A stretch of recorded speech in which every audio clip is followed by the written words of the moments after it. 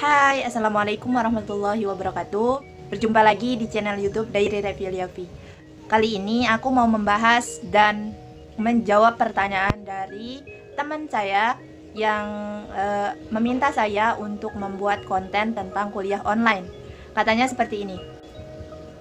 Apa tanggapan lu tentang dosen yang memaksa mahasiswanya untuk membayar uang SPP atau uang kuliah? Dan bagaimana tanggapan lu tentang kuliah online, gitu ya katanya. Nah, menurut pendapat gua mengenai kuliah online itu sudah bagus ya, maksudnya konsepnya. Karena kita tidak bisa memaksakan kondisi yang terjadi pada saat ini, atau yang lebih dikenal dengan COVID-19 atau Corona. Tidak hanya dosen, atau tidak hanya rektor, atau tidak hanya akademisi yang bingung mengenai tentang pendidikan yang berlangsung di masa sekarang.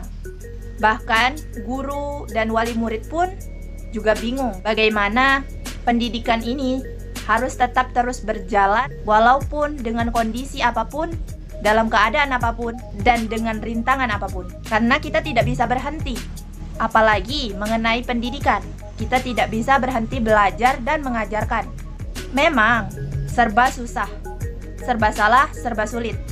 Itu juga yang saya rasakan. Bagaimana KKN online, yang KKN itu sendiri kepanjangan dari kuliah kerja nyata. Bingung kan? Kenapa kuliah kerja nyata dilaksanakan secara online? Dan bimbingan proposal, skripsi, dan lain sebagainya juga dilaksanakan secara online. Jadi sampai sini paham kan? Kita sangat bersyukur kenapa diadakan kuliah online daripada tidak sama sekali kuliah. Artinya diberhentikan sistem pendidikan tersebut. Karena itu merupakan jalan yang terbaik untuk mahasiswa, dosen, rektor, dan lain-lain. Berat memang dirasakan oleh siapa saja, terutama mahasiswa. Mahasiswa harus membeli kuota berkali-kali, harus memutar otak, yang mana pada saat semester akhir mereka seharusnya lebih banyak prakteknya daripada teori. Kita pasti tahu bahwa kuliah online ini juga menjadi pertimbangan terbaik di semua pihak yang terkait, baik dari Menteri Pendidikan, Presiden, serta bawahan-bawahannya, dosen, mahasiswa, dan lain-lain. Memang setiap kebijakan itu pasti ada untung dan ruginya, walaupun ruginya lebih banyak. Tapi alhamdulillah, insya Allah untungnya juga ada gitu, walaupun tidak sebanyak ruginya. Tapi mau gimana lagi, itu kan udah jalan terbaik, udah. Mengingat kita masih berada dalam situasi yang sulit, pandemi Corona COVID-19. Bahasan kedua, bagaimana tanggapan saya terkait tentang dosen yang memaksa mahasiswanya untuk membayar uang SPP, sedangkan kita tidak belajar. Dosen hanya memberikan tugas saja kepada mahasiswa. Bahasanya mungkin salah ya, soalnya dosen tidak pernah memaksa mahasiswanya untuk membayar SPP. Karena itu kebijakan kampus, bukan kebijakan dosen. Dosen hanya mengajarkan saja.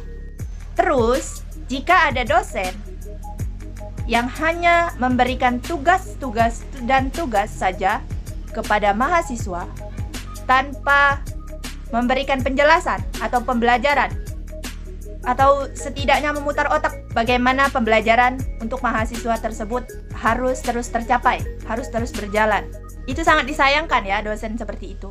Karena saya menemukan dosen yang benar-benar memutar otaknya, artinya mencari jalan keluar dari setiap permasalahan dalam dunia pembelajaran. Dosen tersebut sangat kreatif, artinya dia memiliki segala media yang digunakan untuk pembelajaran, belajar dan pembelajaran.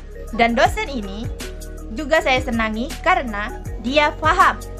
Misal, ada mahasiswa yang tidak memiliki kuota, dia maklumi. Dan dia juga mengadakan kuis, pertanyaan. Siapa yang bisa menjawab, dia akan mendapatkan kuota, pulsa. Dan dia juga, misal nih, kita nggak punya aplikasi pembelajaran ini di HP kita. Kita nggak bisa menggunakannya. Maka dosen tersebut mengatakan kepada kami mahasiswanya, gunakan aplikasi ini aja. Pokoknya aplikasi apa aja yang kalian gunakan, saya mengikuti kalian. Saya punya semua aplikasi yang kalian mau. The best sekali dosen seperti itu. Dan saya juga kesal jika ada dosen yang hanya memberikan tugas, dan tugas. Terus tiba-tiba UAS. Apa yang kita pelajari? Kita belajar sendiri. Memang sih kurikulum 2013 ini menyuruh kita untuk peserta didiknya yang lebih aktif. Tapi harus ada peran dosen juga di sini. Peran dosen ataupun peran guru kalau di sekolah. Tidak mungkin kita tiba-tiba tahu nih tentang ini, atau kita bertanya kepada dosen tentang gimana sih Pak yang ini, jawaban ini. Dan ada juga dosen yang tidak menjawab pertanyaan itu dan menjawab dengan cari aja sendiri gitu. Aduh, dosen yang kayak gini tuh dosen yang benar-benar jangan sampai lah terjadi sama kalian yang ingin jadi dosen ke depannya. Karena peran dosen itu sangat penting untuk mahasiswanya. Terus ada lagi pertanyaan yang uang SPP. Seharusnya ini tugas kampus ya, dari atasan atau staf-stafnya, petinggi-petinggi kampus. Seharusnya mereka memaklumi atau memberikan ganjaran atau memberikan jalan keluar atau memahami kondisi mahasiswa, memahami kondisi yang terjadi seperti sekarang. Orang tuanya tidak bekerja karena COVID, terus juga mahasiswanya tidak bekerja juga karena tidak ada uang, tidak ada pekerjaan. Syukur-syukur kalau kampus memberikan potongan. Misal yang tadinya bayaran 5 juta menjadi 3 juta. Atau setidaknya kampus memberikan waktu atau membiarkan mahasiswanya mencicil uang bayaran kuliah tersebut. Dalam artian meringankan beban mahasiswa. Apakah dosen dan kampus mereka tidak bingung dengan keadaan ini? Kita juga sebagai mahasiswa dan sebagai orang tua harus memahami kondisi dosen dan kondisi kampus. Kampus juga bingung harus bagaimana. Dosen rata-rata mengeluarkan biaya sendiri untuk membeli kuota juga, karena mereka harus menghubungi mahasiswanya, berkomunikasi kepada mahasiswanya, melakukan kegiatan belajar mengajar. Oleh karena itu, semuanya elemen-elemen yang saya sebutkan tadi, baik masyarakat, orang tua, mahasiswa, dosen, rektor, dan staf-staf kampus dan petinggi-petinggi kampus juga harus bekerja sama, saling memahami satu sama lain.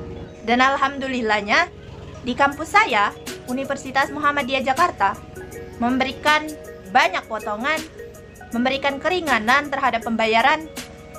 Setelah itu memberikan berbagai seminar yang tujuannya untuk memudahkan mahasiswanya untuk mengakses atau melakukan kegiatan belajar mengajar di era pandemi corona seperti ini. Untuk kalian, jangan lupa bersyukur atas segala kondisi dan jangan lupa untuk bermuhasabah diri kenapa Allah memberikan ujian kepada kita dengan kondisi COVID-19 seperti ini. Dan jangan lupa stay safe, selalu pakai masker dan memperhatikan protokol kesehatan. Jangan lupa saling memahami satu sama lain ya. Terima kasih untuk kalian yang udah nonton video ini. Jangan lupa klik like, komen, subscribe, dan share ke teman-teman kamu jika kamu merasa video ini sangat bermanfaat. Jangan lupa aktifkan tombol loncengnya ya. Terima kasih. Billahi fisabilil haq, wassalamualaikum warahmatullahi wabarakatuh.